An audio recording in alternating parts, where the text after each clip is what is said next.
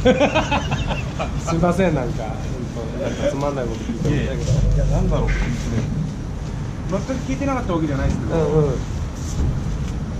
FEN とかかっこつけて聞いてなかった。FEN 横田のああ、はいはいはいはい。あ、そういうのも聞いてましたけど。ね。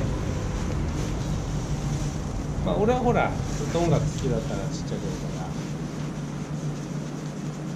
FEN 極東コースファーイーストネットね聞いてます。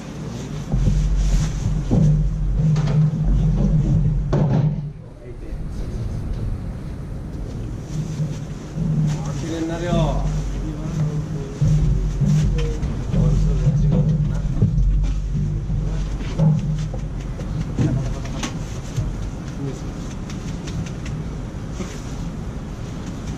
なんかニュース得意なもんだね。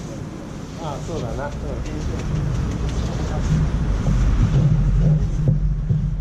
言えばでもあれだぜ、ラジオをさ日本語で言って、あ、ラジオ英語